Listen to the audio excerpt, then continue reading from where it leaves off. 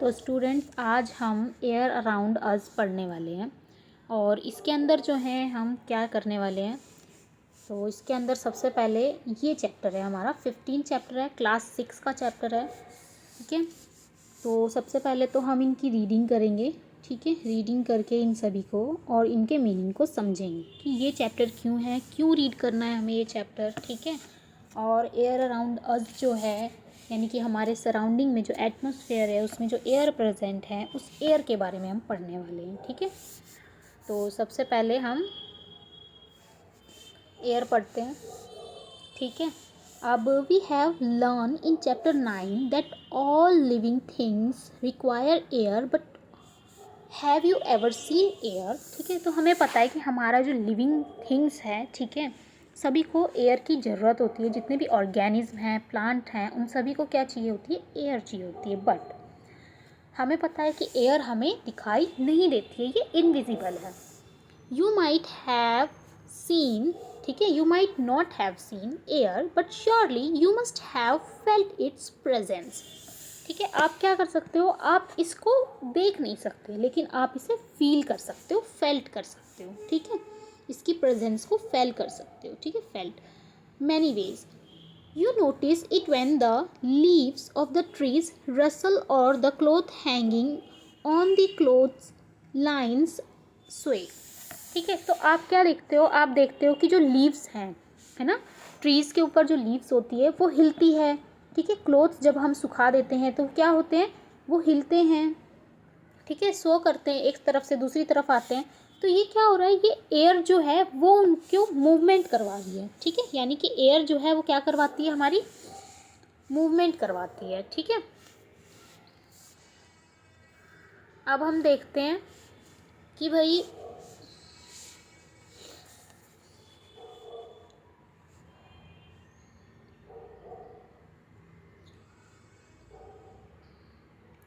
pages of an open book begin fluttering when the fan is switched on. The moving air makes it possible for you to fly your kite. ठीक है, जो kite है वो भी हम हवा की वजह से ही उड़ा पाते हैं। ठीक है, हवा की वजह से ही फ्लाई करवा पाते हैं। ठीक है, पेजों का जो फ्लटरिंग होना है, फ्लटरिंग मतलब फड़फड़ाना, ठीक है ना, वो भी हो जाता है, वो भी हवा की वजह से ही होता है। Do you remember activity 3 in the chapter 5 which you separate the sand and sawdust by winnowing? Winnowing मतलब है कि आप क्या करते हो, आप किसी चीज़ को ऊपर से गिराते हो और हवा के थ्रू जो पार्टिकल्स हैं वो अलग हो जाते हैं। तो आपको पता है कि चैप्टर 5 में आपने पढ़ा था कि सैंड से सॉडस्ट को कैसे अलग किया जाता है। Winnowing is more effective in moving air. ठीक है, विनोइंग बहुत इफेक्टिव होता है जब हवा तेज़ी से चल रही होती है या हवा चल रही होती है। You may have notice that during storm the wind blow at very high speed. जब आपने नोटिस किया होगा जब स्टॉर्म्स चलते होते हैं, है ना, जब स्टॉर्म्स आते हैं तो विंड बहुत ही हाई स्पीड में आती है। It may even uprooted trees and blow of the roof tops. ठीक है, तो क्या होता है, बल्कि ये हमारे जो ट्रीज़ हैं उनको भी जड़ से उखाड़ देती है और साथ ही साथ में ये blow of the roof top यानी कि हमारी छतों को भी ये उखाड़ देती है। ठीक है, have you ever played with फिरकी। क्या आपने ये फिरकी कभी देखी है या मतलब आपने चलाई होगी, ऑब्वियसली बचपन में आप लोगों ने चलाई होगी। अब तो थोड़े से बड़े हो गए हो तो नहीं चलाते होगे लेकिन पहले चलाई होगी। ठीक है, और अभी भी बना सकते हो इसको बाय मेकिंग पेपर। ठीक है, तो पेपर से कैसे बनाओगे वो मैं बता देती हूँ। ठीक है, एक स्क्वायर एकदम पेपर काट लेना है। ठीक है, स्क्वायर शेप में, स्क्वायर शेप का जब आप पेपर काट लोगे तो इसे यहाँ से कट लगाना है, यानी कि इस पूरी लाइन को ऐसे कट, यहाँ से ऐसे कट, यहाँ से ऐसे कट, यहाँ से ऐसे कट, यानी कि बीच में कुछ जगह मैंने ऐसी छोड़ दी है। ये जो जगह है ना, इसको आप क्या करोगे, इसको अटैच रखोगे, यानी कि जब आपने कट लगाया होगा तो अब आपको जो आपका दिखाई देगा वो कुछ ऐसा दिखाई देगा। ठीक है, ऐसा दिखाई देगा। ये सब जुड़े हुए हैं लेकिन यहाँ इस जगह से क्या हो गया आपका, ये अटैच है। फिर उसके बाद आपको क्या कर देना है, आपको इस जो आपने कट लगाए थे उस कट में से इस तरीके से फोल्ड कर देना है। इस वाली जो ये जो इधर से एक कोना होगा उस कोने को फोल्ड करके इधर लगा देना है। फिर आपको जो फिरकनी है, देख रहे हो आप, ये पोर्शन ये यहाँ से फोल्ड किया हुआ है। इस तरीके से एक छोड़ के एक को आप फोल्ड कर देंगे और फिर पिन से अटैच करके जो हमारे यहाँ पे स्ट्रॉ होती है उस स्ट्रॉ से उसे जोड़ लेना, ठीक है ना, अटैच कर लेना। उसके बाद में क्या हो जाएगा, इसको आप हवा में उड़ाओगे तो ये उड़ेगी, इसे हम फिरकी कहते हैं। यही पूरी एक्टिविटी यहाँ पर बताई गई है कि आप कैसे कैसे फिरकी को बना सकते हैं, ठीक है। अब उसके बाद हम आ जाते हैं, ये आपकी फिरकी तैयार हो गई है। अब जो आपका मेन चीज़ है, मेन टॉपिक है, वो ये है, is air present everywhere around us. क्या एयर जो है हमारी तरफ चारों तरफ है क्या? Close your fist, what do you have in nothing, try the following activity to find out. जब आप अपनी फिस्ट को क्लोज करते हो तो आपको क्या मतलब क्या महसूस होता है, क्या होता है? तो वही हम क्या करेंगे इस एक्टिविटी से, जो कि हमारी एक्टिविटी नंबर 2 है, उससे करेंगे। टेक एन एम्प्टी ओपन बोतल, एक ओपन बोतल ले लेनी है ना, एम्प्टी होनी चाहिए, खाली होनी चाहिए। इट इज़ रियली एम्प्टी और does it have something inside turn it, ठीक है। और इसके अंदर ये एम्प्टी है या नहीं, क्या आप इसको जब बॉटल को अंदर की तरफ डालते हो, किस चीज़ के अंदर डालते हो, तो वही चीज़ अब हम यहाँ पे सीखेंगे, ठीक है। नेक्स्ट इसमें आ जाओ। अब आप यहाँ पर देख सकते हो कि यहाँ पर क्या है, आपको क्या करना है, एक एम्प्टी बोतल ले लेनी है। एम्प्टी बोतल मतलब खाली, और उस बोतल को एकदम सीधा आपने क्या किया, डिप किया एक बकेट में। जैसे ही आपने उस बकेट में उसको डाला तो क्या हो जाएगा, उस बकेट के अंदर जैसे ही आप उसे डालोगे तो इसमें से कुछ भी बुलबुले नहीं निकल रहे हैं, no bubbles are form there. And then आपने क्या देखा, आपने देखा कि जैसे ही आपने उसे ज़रा सा टिल्ट किया, टिल्ट मतलब हल्का सा बॉटल को स्लाइटली टिल्ट किया, मतलब हिला दिया, उसे अपनी जगह से थोड़ा सा टेढ़ा कर दिया, ऐसे है ना, बॉटल को ऐसे आपने टेढ़ा कर दिया। और जैसे ही आपने टेढ़ा किया तो क्या हुआ, यहाँ से देख रहे हो कि ये सब बुलबुले दिखाई दे रहे हैं, यानी कि बबल्स निकलने लग गए। You have seen bubbles coming out of the बोतल और हियर एनी बबलिंग साउंड, ठीक है, बबलिंग साउंड दिखाई देगा और बबल्स दिखाई देंगे। Can you now gas what was in the bottle, तो क्या आप देख सकते हैं इसमें बॉटल में ऐसा क्या था जो बबल्स के थ्रू बाहर आ रहा है, यानी कि जो बबल्स निकल रहे हैं वो क्या बन के निकल रहे हैं, बॉटल के अंदर हमारे एयर प्रेजेंस थी, यानी कि बॉटल के अंदर क्या था, एयर थी। तो वो जो एयर है वही बबल की फॉर्म में बाहर निकल रही है, और अंदर क्या जा रहा है, तो अंदर जा रहा है हमारा वाटर, बॉटल के अंदर वाटर जा रहा है और एयर बाहर निकल रही है। Yes, you are right. It is air that present in the bottle.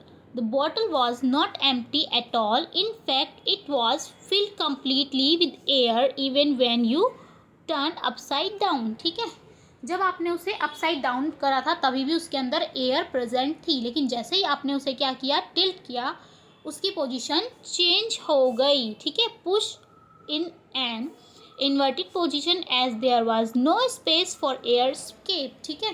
तो एयर कहीं से बच के निकल सके ऐसी कोई जगह नहीं थी, इसीलिए when the bottle was tilt, जैसे ही बॉटल को टिल्ट किया गया, the air was able to come out in the form of bubbles. Bubbles की फॉर्म में बॉटल क्या होने लगी, वापस बाहर, बबल्स की फॉर्म में एयर जो है वो बाहर आने लगी, किसमें से, बॉटल में से। And water filled up the empty space that air has occupied, जो एयर ने स्पेस ऑक्यूपाई किया हुआ था, मतलब भर रखा था, ले रखा था, उसके अंदर क्या आ गया, वाटर आ गया और एयर बाहर की तरफ निकलने लगी।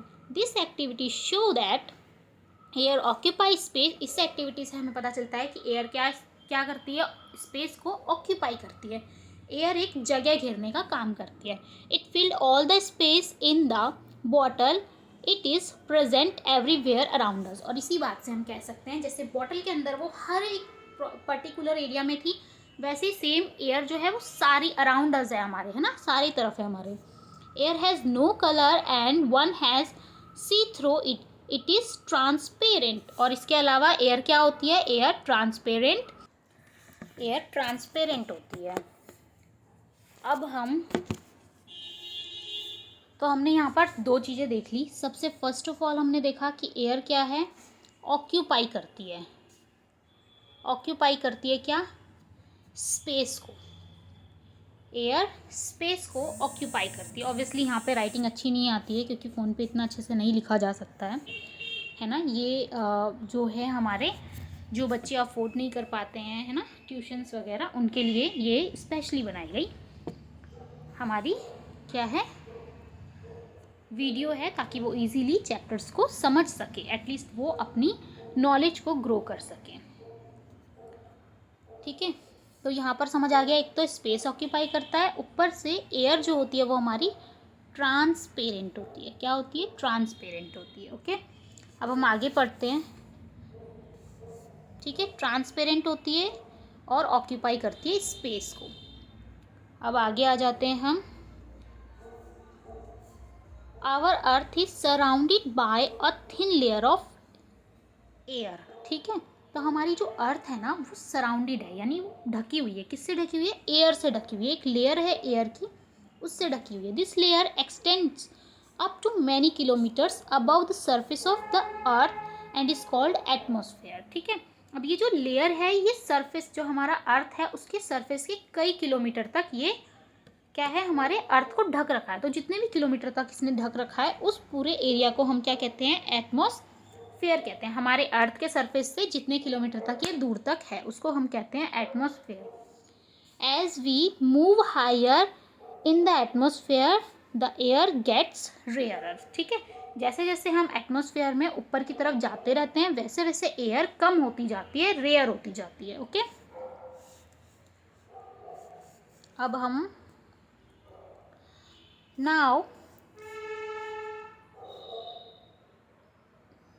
can you think mountaineers carry oxygen cylinder with them while climbing high mountains? जब हाई माउंटेन्स पे चढ़ना होता है तो क्या होता है, जो ये होते हैं माउंटेनियर्स होते हैं, है ना, ये माउंटेनियर्स होते हैं, ये क्या करते हैं, ये अपने साथ में ऑक्सीजन सिलेंडर लेके जाते हैं। क्यों लेके जाते हैं? क्योंकि ऑक्सीजन कम होती जाती है जैसे जैसे हाइट पे पहुंचते हैं। तो ये एक बहुत ही अच्छा क्वेश्चन है, एक अच्छा क्वेश्चन है जो बनता है इस चैप्टर में कि माउंटेनियर्स अपने साथ में ऑक्सीजन सिलेंडर क्यों लेके जाते हैं। इसीलिए लेके जाते हैं क्योंकि जैसे जैसे वो हाइट पे पहुंचते जाते हैं वैसे वैसे ऑक्सीजन का जो क्या बोलते हैं मात्रा होती है, क्वांटिटी होती है, वो कम होती जाती है, क्योंकि एयर रेयरर होती जाती है, कम होती जाती है। ओके, अब हम आ जाते हैं what is air made up of. तो एयर बनी किस चीज़ की है ना, ये हमें जानना है। अब यहाँ पे हमने सबसे पहले सीख लिया कि एयर क्या होती है हमारी। एयर में ट्रांसपेरेंट होती है, स्पेस ऑक्यूपाई करती है, और इसके अलावा जो अर्थ की सराउंडेड है, थिन लेयर है उसकी, वो अर्थ के सराउंडेड में है, और उस लेयर को हम क्या बोलते हैं? एटमॉस्फेयर बोलते हैं, क्योंकि वो कई किलोमीटर तक बनी हुई है। ठीक है, अब इसके अलावा हम एयर का कैसे मेड होता है, यानी कि एयर कैसे बनती है। Until the 18th century, people thought that air was just one substance. ठीक है, तो जब 18th सेंचुरी तक सब यही सोचते थे कि एयर क्या है, सिर्फ एक ही सब्सटेंस है। यानी कि आज जो हम पढ़ते हैं नाइट्रोजन है एयर में, ऑक्सीजन है, CO2 है, ठीक है, and plus so many other gases हैं। ठीक है, तो वो सब हम जो पढ़ते हैं, ठीक है, पहले हम मानते थे ये जो सब कुछ है, यानी जो एयर है उस एयर को ही एक सब्सटेंस मान लिया गया था। अब तो देखो कितने सारे सब्सटेंस है ना इसके अंदर, लेकिन पहले क्या बोला गया था कि एक ही सब्सटेंस है 18th सेंचुरी तक। ठीक है, लेकिन experiment have proved that it is really not so. लेकिन एक्सपेरिमेंट ने ऐसा प्रूव किया कि ऐसा नहीं है। Air is mixture of many gases. Air क्या है? मिक्सचर है बहुत सारी गैसेस का। What kind of a mixture is it. तो ये हमने बोला कि ये जो मिक्सचर है किस तरीके का मिक्सचर है। Let us find out about some of the major component of this mixture one by one. तो इसके अंदर जो एयर है उसके अंदर जो मिक्स कंपोनेंट्स हैं हम उनके बारे में जानेंगे। जो मेजर कंपोनेंट्स हैं उनके बारे में जानेंगे। मेजर कहने का मतलब है जो ज़्यादा अमाउंट में एयर के अंदर प्रेजेंट है। ओके, तो सबसे पहले हम पढ़ते हैं वाटर वेपर। वाटर वेपर जो है, we have learn earlier the air contains water vapour. हमने पढ़ा हुआ है कि वाटर वेपर कंटेन करता है एयर, ठीक है ना। एयर के अंदर वाटर वेपर होती है। वाटर वेपर मतलब भाप होती है पानी की, कुछ ओस हो गई, बूंद हो गई, वो क्या है हमारे एयर में सराउंडिंग में घूमती रहती है। We also saw that when air come in contact with cool surface. इसके अलावा हमने पढ़ा है कि जब एयर किसी कूल सरफेस के कांटेक्ट में आती है, इट कंडेंस हो जाती है। वो कंडेंस होने का मतलब है वो ठंडी हो जाती है। क्या हो जाती है? ठंडी हो जाती है। एंड ड्रॉप ऑफ वाटर, और क्या किस में बदल जाती है? ड्रॉप ऑफ वाटर के अंदर अपीयर हो जाती है ऑन द कूल्ड सरफेस। जो भी कूल्ड सरफेस होता है उसके ऊपर। जैसे कि अगर क्वेश्चन आ जाता है कि जो ग्लास है ना, गर्मियों में जो ग्लास होता है उस ग्लास के ऊपर जब आप उसमें ठंडा पानी भर देते हो तो उसके बाहर की तरफ पानी के छोटे छोटे ड्रॉपलेट्स कहाँ से आ जाते हैं, ड्रॉप्स कहाँ से आ जाते हैं वो, तो वो जो ड्रॉप्स आते हैं ना वो हमारे जो सराउंडिंग में एयर होती है उसके अंदर जो वाटर वेपर है उसी वेपर को उन्होंने क्या किया है, कंडेंस कर दिया। कंडेंस मतलब ठंडा कर दिया, और उस ठंडी की हुई वाटर को क्या बन गई है, वो ड्रॉप्स बन गए हैं। ठीक है, और वो ड्रॉप्स कहाँ पे आके बैठ गए हैं, वो हमारे ग्लास के सरफेस पे आके बैठ गए यहाँ पर। ठीक है, और जिसकी वजह से हमें क्या नज़र आती है, छोटी छोटी छोटी छोटी ड्रॉप्स बनी हुई नज़र आ जाती है हमारे ठंडे पानी के ग्लास में। ओके, तो air is an important for the water cycle in nature. ठीक है, तो जो वाटर वेपर है वो एयर में प्रेजेंट है, और ये हमारे वाटर वेपर जो है वो क्या है, हमारी नेचुरल साइकिल का भी एक हिस्सा है। अब हम आ जाते हैं ऑक्सीजन के ऊपर। ऑक्सीजन तो जैसा कि आपको पता ही है कि हमारी ब्रीदिंग के लिए सबसे ज़्यादा इम्पॉर्टेंट है ना। In the presence of your teacher fix 2 small candle of the same length on a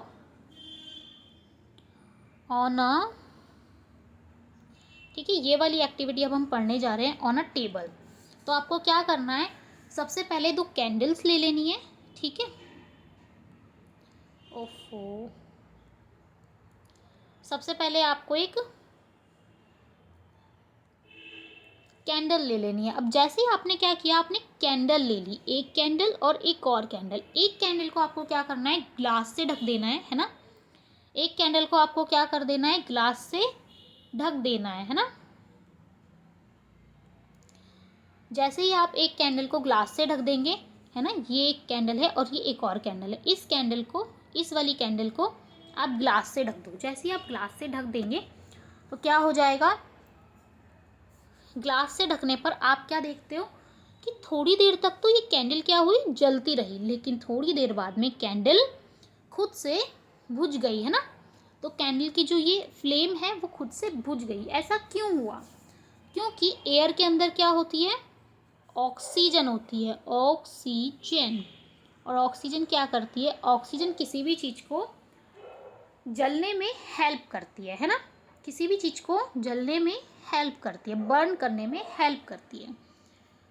जैसे ही ग्लास के अंदर जितनी भी ऑक्सीजन थी उसका यूज़ हो गया, वैसे ही क्या हुआ, हमारा इसके अंदर, हमारे ग्लास के अंदर जो एयर थी उस एयर में सिर्फ नाइट्रोजन बच गई, और फिर क्या हुआ, गैस फ्लेम जो है वो बुझ गई, यानी कि आपकी जो कैंडल थी वो बुझ गई। ठीक है, तो अब हम पढ़ते हैं, light both the candles, cover one of the candle with an inverted glass tumbler.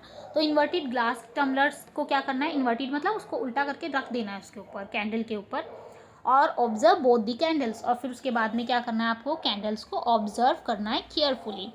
ठीक है, इसके बाद में you must have observe the candle covered with glass tumbler got extinguish after some time. ठीक है, तो आपने क्या ऑब्जर्व किया, आपने देखा कि जो कैंडल कवर की हुई थी ग्लास टम्बलर से वो एक्सटिंग्विश हो गई। एक्सटिंग्विश मतलब बुझ गई। ठीक है, आफ्टर सम टाइम, थोड़ी देर के बाद।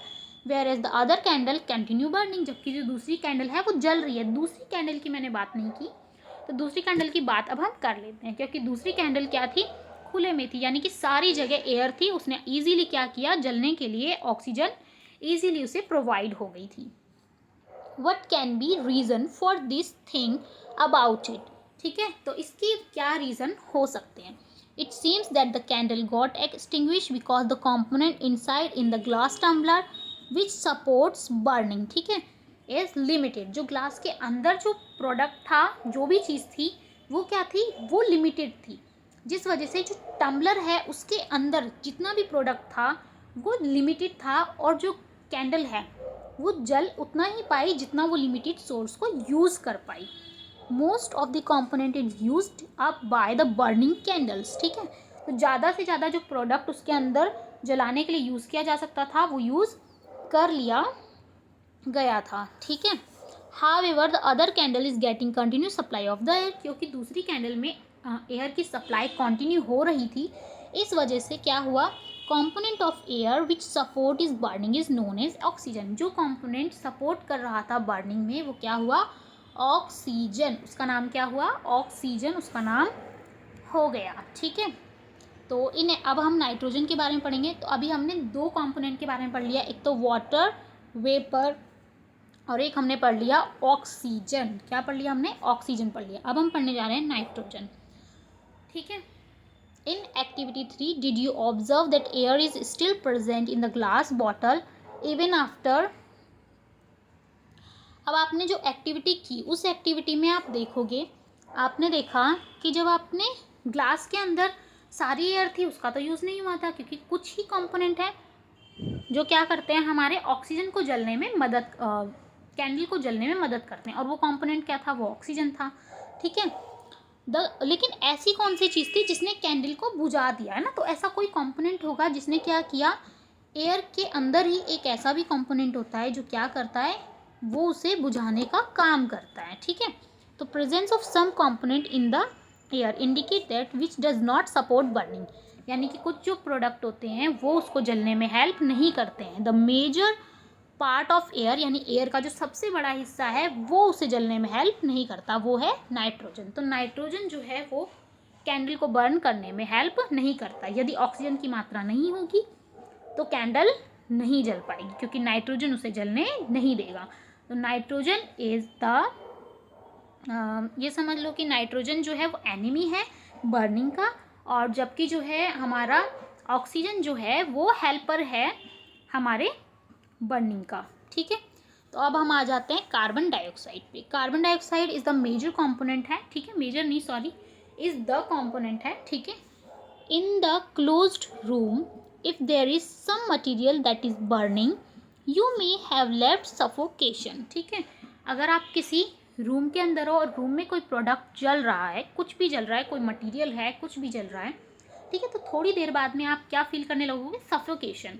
तो ये जो सफोकेशन होती है यानी दम घुटने लगेगा, this is due to excess of carbon dioxide, क्योंकि वहाँ पर क्या हो जाएगा, बर्न होने पर, है ना, बर्न होने पर कार्बन डाइऑक्साइड क्या हो जाएगी, बहुत ज़्यादा हो जाएगी। मटेरियल के बर्न होने पर कार्बन डाइऑक्साइड जो है रूम के अंदर बहुत ज़्यादा कार्बन डाइऑक्साइड यहाँ पर हो गई, जिसकी वजह से आपको ऑक्सीजन का लेवल कम हो गया और आपको क्या मिलने लगी, आपको कार्बन डाइऑक्साइड मिलने लगी, और कार्बन डाइऑक्साइड की वजह से हमारा क्या हो गया, सफोकेशन हमें होने लगा। That may be accumulating in the room as the burning continue, क्योंकि कंटिन्यू होती रही बर्निंग, तो इससे क्या हुआ, वो इंक्रीज हो गई। कौन? Mrs carbon dioxide. अब ये मिसिस है या मिस्टर है ये तो पता नहीं है, लेकिन हाँ कार्बन डाइऑक्साइड है। ठीक है। Carbon dioxide makes up small components of the air around us. Plants and animals consume oxygen for respiration and produce carbon dioxide. तो हमें पता है कि जो कार्बन डाइऑक्साइड है वो मेकअप ऑफ स्मॉल कंपोनेंट, छोटे छोटे कंपोनेंट से मिल के बनी हुई है, of A air around us. Plant and animal consume oxygen. Plants और एनिमल क्या करते हैं, ऑक्सीजन को कंज्यूम करते हैं। अब आप बोलोगे नहीं नहीं प्लांट तो नहीं करते, जी हाँ, प्लांट्स भी जब रेस्पिरेशन करते हैं तो वो क्या करते हैं, ऑक्सीजन को कंज्यूम करते हैं, एनिमल्स भी और प्लांट्स भी। लेकिन एनिमल्स ऑक्सीजन को ज़्यादा मात्रा में कंज्यूम करते हैं, ज़्यादा क्वांटिटी में, जबकि प्लांट्स जो होते हैं वो कम क्वांटिटी में ऑक्सीजन को लेते हैं और प्रोड्यूस ज़्यादा करते हैं। ओके, ठीक है। इसके अलावा वो प्रोड्यूस कार्बन डाइऑक्साइड भी करते हैं, बट कार्बन डाइऑक्साइड कम मात्रा में प्रोड्यूस करते हैं, ऑक्सीजन ज़्यादा मात्रा में प्रोड्यूस करते हैं। Plant and animal matter also consume oxygen on burning and produce mainly carbon dioxide and a few other gases. ठीक है। तो इसके अलावा हम और भी गैसेज जो हैं वो प्रोड्यूस करते हैं। ठीक है।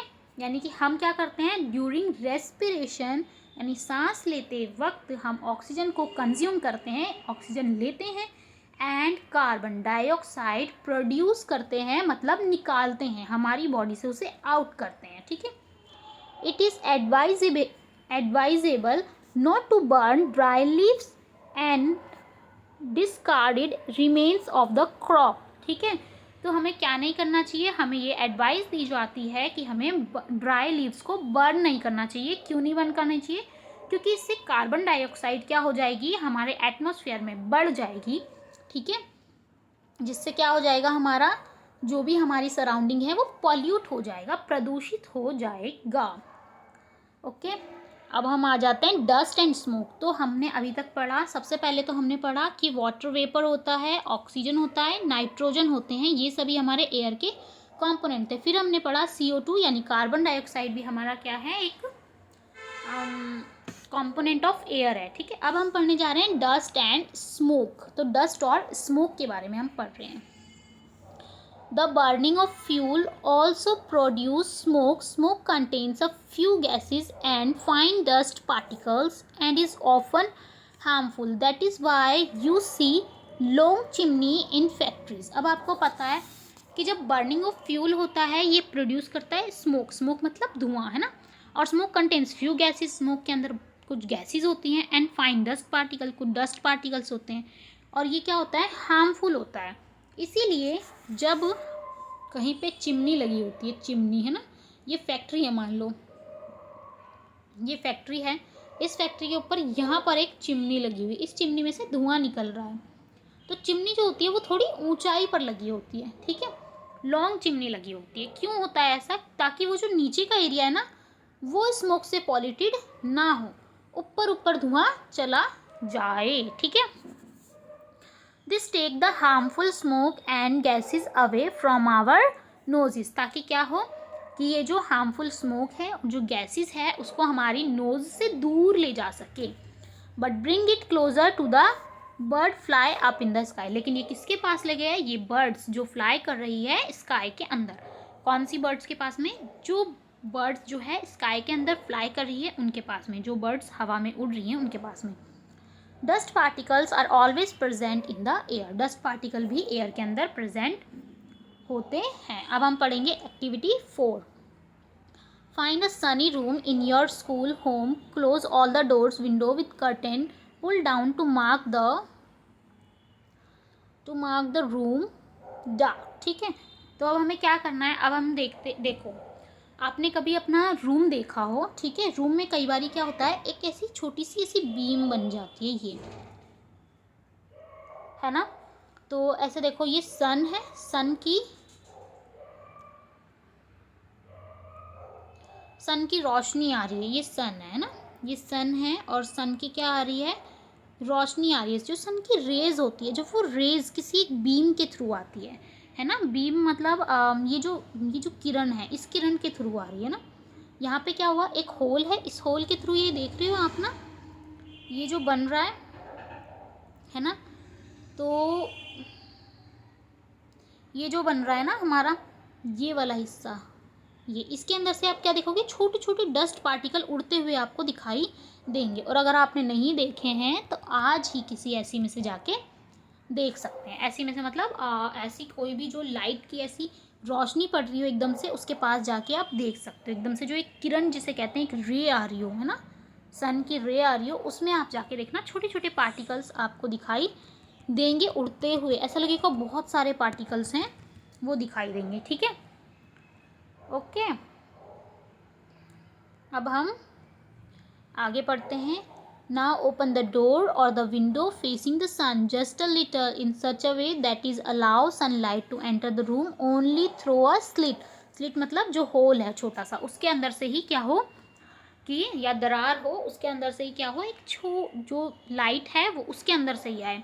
और फिर उसे ध्यान से देखना है। जब आप इनकमिंग बीम को देखोगे, है ना, सनलाइट की, तो आप क्या देखोगे, टिनी shiny particles moving in the beam of sunlight. तो आपको सनलाइट की बीम में क्या दिखाई देंगे, कुछ मूविंग पार्टिकल्स नजर आएंगे। What are these particle, these are the dust particles. क्या है ये, डस्ट पार्टिकल्स है। During winter you might have observe similar beam of sunlight filtered through the tree in which dust particle appear on dance merrily around. ठीक है, तो जब सर्दी होती है, तो सर्दी के अंदर क्या होता है, जब ट्रीज़ के अंदर में से कोई धूप की एक किरण आ रही होती है ना, सन की जो एक किरण आ रही होती है, एक रे आ रही होती है, उस रे में से हम क्या देखते हैं, ऐसे ही डस्ट पार्टिकल अराउंड अस नाच रहे होते हैं, है ना। This show that air also contain dust particles. इससे हमें पता चलता है कि एयर क्या करती है, डस्ट पार्टिकल्स को कंटेन करती है। The present of dust particles air is vary from time to time and from place to place. ठीक है, तो डस्ट पार्टिकल्स के अंदर कितनी प्रेजेंस होगी उसकी, ये टाइम टू टाइम के ऊपर डिपेंड करता है और प्लेस टू प्लेस के ऊपर डिपेंड करता है। जैसे कि अभी इस समय डस्ट पार्टिकल्स एयर में थोड़े ज़्यादा होंगे। क्यों ज़्यादा होंगे? क्योंकि अभी हवा चल रही है, विंड सीजन चल रहा है हमारा स्प्रिंग का, तो इस वजह से इस समय क्या है, बहुत ही ज़्यादा डस्ट पार्टिकल्स हैं, है ना। अब आगे देखते हैं।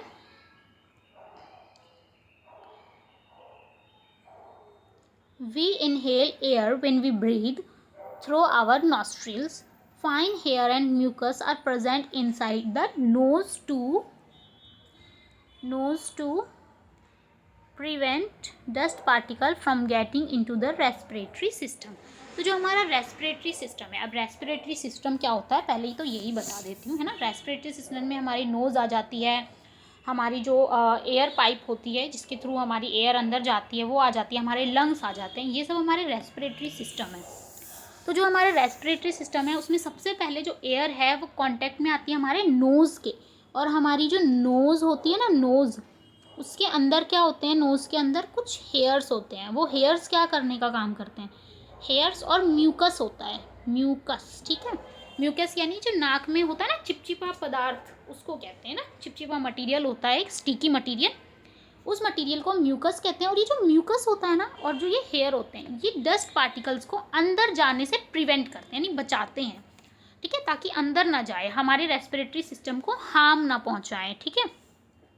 तो अब आपको याद ही होगा कि जब आपके पेरेंट्स जब आप ब्रीद करते हो मुंह से तो क्यों डांटते हैं, क्योंकि मुंह के अंदर कोई भी हेयर नहीं है, और क्या हो जाएगा, इससे डस्ट पार्टिकल आपकी बॉडी के अंदर एंटर कर जाएंगे, ठीक है। तो अब हम आगे चलते हैं।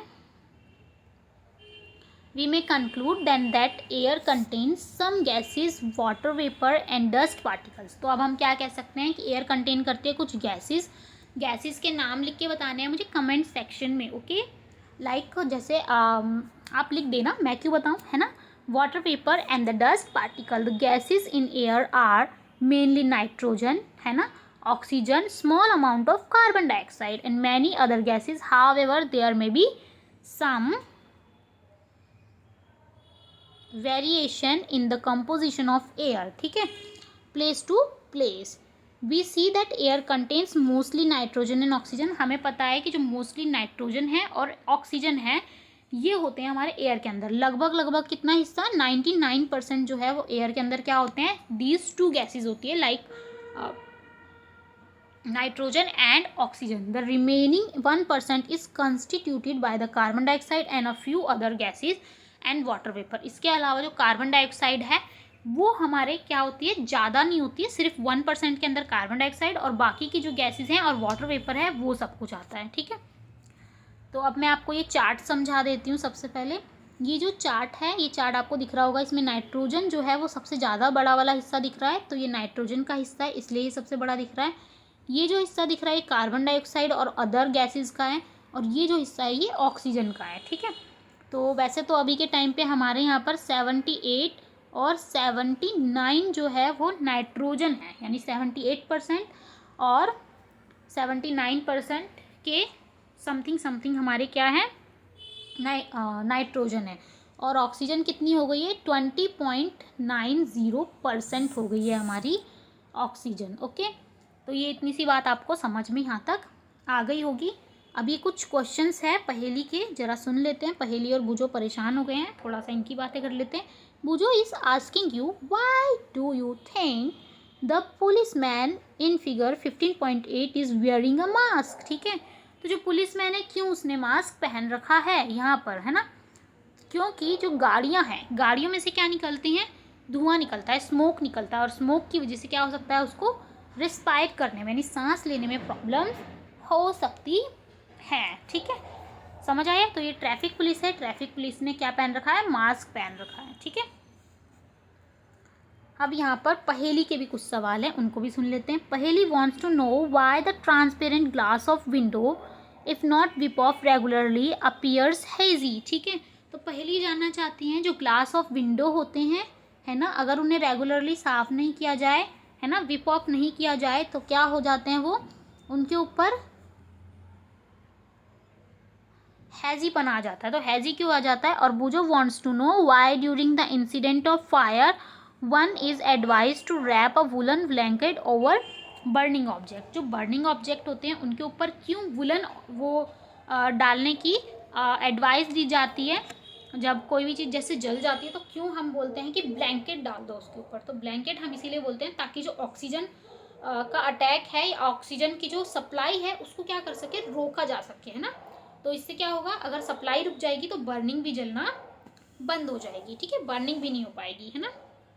सेम उसी तरीके से पहेली का जो क्वेश्चन है वो भी सही है कि भाई विंडो के ऊपर क्यों ट्रांसपेरेंट अगर ग्लास है तो उसके ऊपर क्यों वो हेज़ी हो जाता है, तो वो हेज़ी इसीलिए हो जाता है क्योंकि हमारे जो एयर होती है उसके अंदर वाटर वेपर होती है, और वाटर वेपर क्या कर जाती है, वाटर वेपर उसके ऊपर आके जम जाती है, छोटी छोटी बूंदें उसके ऊपर आ जाती है। ओके, आई होप अगर आपको समझ आ गया हो तो प्लीज़ लाइक करें, सब्सक्राइब करें, एंड साथ ही साथ में आप इसको शेयर भी कर सकते हैं, आपका मन हो तो कर देना शेयर, वैसे तो मुझे पता है कि आप लोग कर दोगे शेयर। और इसके अलावा आप ये जो चैप्टर है ये बहुत ही ज़्यादा हेल्पफुल है क्योंकि अभी आपके एग्ज़ाम्स टाइम आ गए हैं, एग्ज़ाम्स शुरू होने वाले हैं, और ये जो हम जल्दी ही ये हमारी देखो अब कितनी सी स्लाइड्स बची हुई है, 1 स्लाइड है ना, ये वाली पूरी स्लाइड ऑलमोस्ट बची है, 1 2 एंड बस 2 स्लाइड्स बची है, तो 2 स्लाइड्स अभी हमारी ख़त्म हो जाएगी जल्दी ही, है ना। मैं इस पूरे चैप्टर को एक ही वीडियो में कंप्लीट कर रही हूँ ताकि आप लोग इसे इजीली देख सकें, क्योंकि फाइनल टर्म में ये चैप्टर आ रहा है और इसकी वेटेज भी बहुत ही अच्छी है, कम से कम 6 से 7 नंबर की वेटेज है, 6 से 7 नंबर का आपके एग्ज़ाम में इससे रिलेटेड क्वेश्चंस आएंगे। तो प्लीज़ इस वीडियो को देखिए, पूरी देखिए, आराम से देखिए, और क्योंकि आप लोग ट्यूशन्स वगैरह नहीं ले सकते हो, मुझे पता है कई बच्चे ट्यूशन्स नहीं ले पाते हैं क्योंकि उनके पास में इतने अमाउंट ऑफ मनी नहीं होता है, ये उन्हीं के लिए स्पेशली बनाई गई है। इसके अलावा अगर बाकी बच्चे भी इसका एडवांटेज लेना चाहते हो तो वो ले सकते हैं, कोई प्रॉब्लम नहीं है। बहुत ही अच्छी बात है कि आप इस वीडियो को पसंद करें। अब हम आगे पढ़ते हैं, ठीक है। हम जो पढ़ने जा रहे हैं अब वो है हमारा ये, how does oxygen become available to animal and plant living in water and soil. अब जो वाटर और सॉइल के अंदर रहते हैं, अब देखो हमें तो पता है, हम हो गए या फिर हॉर्स हो गया, कैमल हो गया, है ना, या डॉग हो गया, कैट हो गई, इनको तो भाई इजीली अवेलेबल हो जाती है ऑक्सीजन। कैसे अवेलेबल हो जाती है, तो ये बहुत ही ईजी सा आंसर हो गया इसका, क्योंकि भाई एयर क्या है हमारे सराउंडिंग में प्रेजेंट है। But if we are talking about the water animals and soil animals, water organism या फिर सॉइल ऑर्गेनिज्म की जब हम बात करते हैं तो हम थोड़े से समझ नहीं आता वो ऑक्सीजन कहाँ से ले पाते हैं, तो अब हम उन्हीं के बारे में जानेंगे। Take some water in glass और metal container, heat it slowly on a tripod stand. ठीक है, ट्राईपॉड स्टैंड मतलब कहने का मतलब ये है कि कुछ भी गैस का जो स्टैंड है उसके ऊपर आप क्या कर सकते हो, हीट कर सकते हो इसे। यानी आपको क्या करना है, आपको एक वाटर लेना है, एक वाटर तो हो ही नहीं सकता, वाटर तो अनकाउंटेबल होता है, अनकाउंटेबल मीन्स वो उसको काउंट नहीं किया जा सकता, है ना। अब क्या करना है, आपको एक मेटल का कंटेनर ले लेना है और उसके ऊपर क्या करना है, पानी डाल देना है उसके अंदर, है ना। और well before the water begin to boil, water boil होने लगे उससे पहले look carefully at a inner surface. फिर आपको क्या करना है, इनर सरफेस पे देखना है। जब आप इनर सरफेस पे देखोगे तो आपको ये सरफेस दिखाई दे रहा है, इसके ऊपर छोटे छोटे बबल्स आपको दिखाई दे रहे होंगे नीचे की तरफ से ना, नीचे की तरफ से जहाँ से ये देखो ये आ गया है ना, और यहाँ से इस कंटेनर के ऊपर क्या हो जाएंगे, छोटे छोटे बबल्स बनने शुरू हो जाते हैं इस जगह पर, है ना। तो ये बबल्स उठते जाते हैं और बड़े होते जाते हैं और फिर धीरे धीरे क्या बन जाते हैं, वेपर में चेंज हो जाते हैं। क्या बन जाते हैं, ये वेपर में चेंज हो जाते हैं, ठीक है। अब of the container do you see tiny bubbles on the inside. ठीक है, तो आपने क्या वो टिनी बबल्स इनसाइड देखे हैं? जी बिल्कुल, आपने कई बार ही देखे होंगे जब आपने घर में पानी गर्म किया होगा या चाय बनाई होगी, टी बनाई होगी, तो उसके अंदर आपने ऑब्वियसली ये सब चीज़ें देखी होगी, है ना। और सर्दियों में हम पानी गर्म करते हैं उसमें भी आपने इजीली ये सब चीज़ें देखी होगी।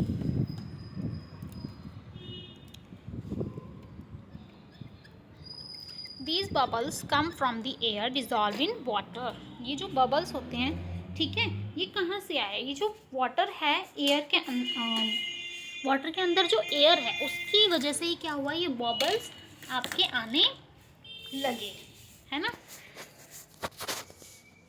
ये वाली लाइन पढ़ दी है मैंने ना, when you heat the water to begin with। The air dissolve in its escape. ठीक है, तो क्या होता है, जो वाटर इसके अंदर एयर के अंदर डिजॉल्व है वो क्या बना रही है, वो बबल्स बना रही है गर्म होने पे, है ना, यानी कि वो रिलीज होना चाहिए। As you continue heating the water itself turn into vapour and finally begin to boil. ठीक है, और अगर आप लगातार उसे हीट करते रहेंगे तो क्या हो जाएगा, वाटर किस में बदल जाएगी, वेपर में बदल जाएगी, और लास्ट में वो बॉईल होने लगेगी, यानी जो बॉईल होने लगती है ना वो होने लग जाएगी। That the animal live in water use the dissolve oxygen in water. ठीक है, तो जो एनिमल होते हैं वो क्या, कहाँ से सांस लेते हैं, कहाँ से ब्रीथ करते हैं वो, तो जो वाटर के अंदर ऑक्सीजन डिजॉल्व होती है उस ऑक्सीजन को वो यूज़ करते हैं। किसके अंदर, वाटर के अंदर जो ऑक्सीजन डिजॉल्व होती है उसी को क्या करते हैं हमारे एक्वेटिक एनिमल्स यूज़ करते हैं। एक्वेटिक मीन्स कि जो वाटर के अंदर एनिमल्स रहते हैं वो सारे एनिमल्स उन्हें यूज़ करते हैं। The organism that live in soil also need oxygen to respire, isn't it. तो जो सॉइल के अंदर एनिमल्स रहते होंगे क्या उनको भी ऑक्सीजन की ज़रूरत पड़ती होगी? चलो चलो पता लगाते हैं फटाफट से फिर, है ना। रेस्पिरेशन करने के लिए क्या उन्हें ज़रूरत नहीं पड़ती होगी? ऑब्वियस सी बात है यार, ज़रूरत तो पड़ती होगी, पर देखते हैं अब पता कैसे चलता है। इस एक्टिविटी के थ्रू हम इससे पता लगाते हैं कि कैसे कैसे पता चलता है। अब क्या करना है आपको take a lump of dry soil in a beaker और अ ग्लास। एक ग्लास के अंदर क्या करो, थोड़ा सा लंप मतलब है कि आप मुट्ठी भर के या फिर एक कटोरी भर के क्या करो, एक सॉइल ले लो, है ना, बीकर के अंदर रख लो या एक प्लेट के अंदर रख लो, है ना, प्लेट हो गई, ट्रे हो गई आपकी, उसके अंदर रख लो, है ना, एंड वाटर टू इट। और फिर बाद में क्या करो, सूखी होनी चाहिए ना, ड्राई होनी चाहिए मिट्टी, और फिर उसके ऊपर क्या करो, थोड़ा सा पानी डालो। वट हैपन, तो पानी क्या होगा, do you see bubbles coming out from the soil. तो क्या सॉइल के अंदर से कुछ बबल्स बाहर आए? जी बिल्कुल, एकदम से ना छोटे छोटे से बबल्स आपको दिखाई देने लगेंगे, और इसका मतलब क्या है कि एयर क्या है, सॉइल के अंदर भी प्रेजेंट होती है, प्रेजेंस है एयर की वहाँ पे भी।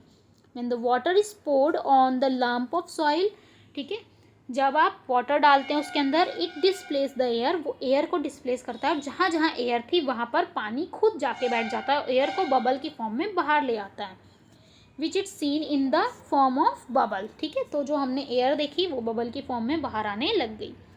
The organism that live in inside the soil and the plant root respire in this air.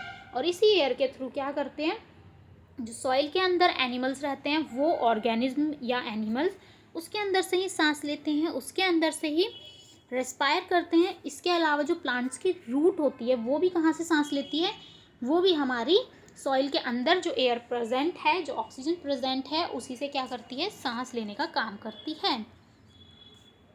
ठीक है,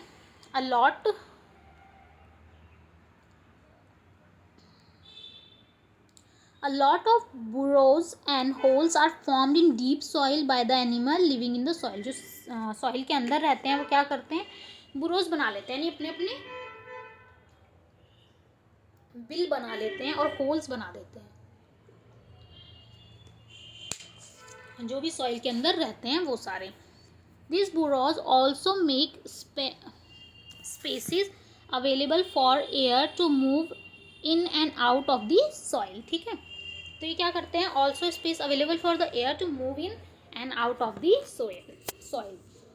However, when it rained heavily, water filled up all the space occupied by the air in the soil। अब क्या होता है, देखो, जब बारिश होने लगती है, तो बारिश होती है तो क्या होता है, बारिश होने में वही पानी भर जाता है ना, मिट्टी के अंदर भी तो पानी चले जाता है, सॉइल में भी पानी चले जाता है, तो क्या होता है, तो जो एयर है वो तो बाहर निकल जाती है। ऐसी सिचुएशन में अब मिट्टी के अंदर उतनी एयर नहीं बचती जिससे कि जो एनिमल्स हैं वो क्या कर सके, जो मिट्टी वाले एनिमल्स हैं, जो सॉइल वाले एनिमल्स हैं, है ना, ऑर्गेनिज्म है, वो उसके अंदर रिस्पायर कर सकें। तो वो क्या करते हैं, वो भी animal live in the soil have to come out for respiration. ठीक है, तो एनिमल भी क्या करते हैं, ऐसे वाले सॉइल से बाहर आ जाते हैं रेस्पिरेशन करने के लिए। जैसे कि आपने क्या देखे होंगे, फ्रॉग्स को देखा होगा। वैसे तो फ्रॉग्स मिट्टी के अंदर रहते हैं, लेकिन बारिश के मौसम में वो बाहर क्यों आ जाते हैं? ऐसा क्या हो गया कि भाई उन्हें बारिश के मौसम में बाहर आना पड़ा? तो बारिश के मौसम में वो इसीलिए बाहर आ जाते हैं क्योंकि बारिश ने उनकी सारी सांस लेने वाली एयर को बाहर निकाल दिया। वो सांस लेने के लिए बेचारे बाहर आ जाते हैं, और फिर क्या करते हैं, वो टर टर टर कर देते हैं। ठीक है, have you ever wondered why all the oxygen of atmosphere does not get used up through a large number of organism are consumed it. ठीक है, तो अब आप ये सोचोगे कि जब हम इतने सब लोग ऑक्सीजन को लेते रहते हैं फिर भी ये ख़त्म क्यों नहीं होती है, ये ख़त्म क्यों नहीं होती है? तो ये ख़त्म इसलिए नहीं होती है क्योंकि कोई इसे रिफिल कर रहा है। कौन कर रहा है इसे रिफिल? तो चलो देखते हैं कि इसे कौन रिफिल कर रहा है। मतलब मैं इतनी देर से बकवास कर रही थी।